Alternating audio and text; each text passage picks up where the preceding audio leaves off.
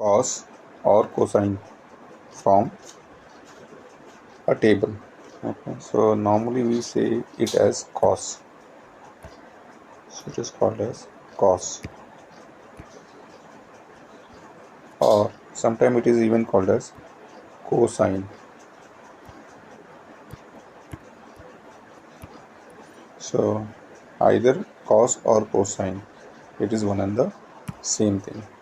So let us calculate cos. Now first of all, we will talk about a normal cos value that we use in our day-to-day life, like cos 30.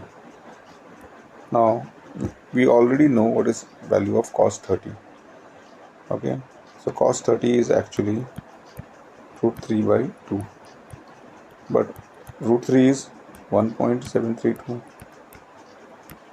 upon 2, which comes to 0.866. But if we want to calculate cos using log table, we would go on the table itself. So if you observe, in case of cos table, you would see a table somewhat like this.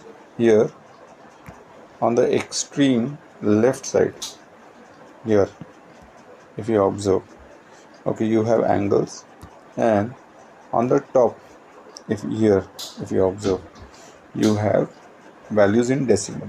So first of all, we will use only angles in degree. So here we were earlier talking about cos 30. So to observe cos 30, simply go in 30 degree, and here in 30 degree just see value of cos under 0 degree. So cos 30 and 0, it is 0.866. And if you remember, earlier also we said the same thing. Cos, this is from table that we learnt earlier, and this is what we got now. So that is again 0.866. Okay, now next part is, suppose if we want to calculate cos, some other value of cos, like cos 41 degrees. Now to calculate cos 41 degree, again the same strategy we are going to use. So again, if we go on the cos table, okay, and let me delete all this. And now we are going for 41. So 41, when I say 41, is somewhat over here. So cos 41, again the same strategy. This is cos 41, and in 0 degree, observe where you get this value. So you get 0.7547. Okay. So cos 41 is 0.7547.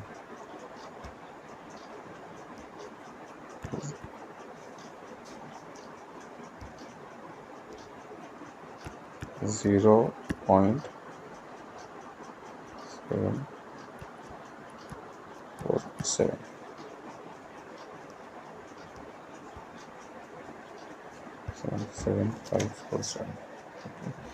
Next, suppose if we want to calculate cos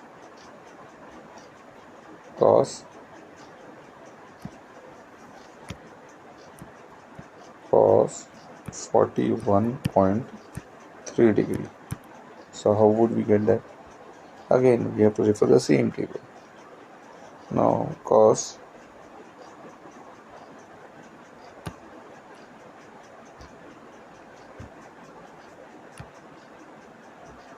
for cos 41.3, let us refer first of all 41. So again, here if you observe, this is 41 and 0.3.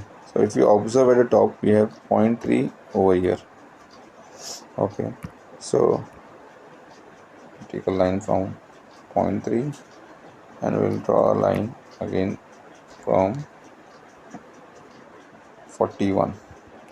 wherever they intersect, this is where we get cos 41.3, and it is 7513, but remember it is after decimal.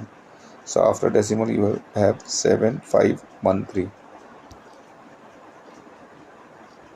So I'll write down 77,513, but remember it was after decimal, so we'll put decimal over here and 0.7513.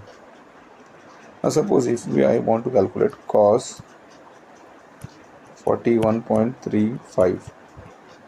To make this concept easier, I will keep it as approximately cos 41.3 only, because 99% their values are almost same. So now suppose if we want to calculate cos 75. Now for cos 75 you would have next page, and on the next page in the same way, okay, you have to locate 75. 75 is over here, and again I want only cos 75, so I would go under 0 degree column. Okay, so wherever this 75 and 0 degree meet, that is my answer. So the answer is 0.2588. Okay, I repeat, this 0.2588.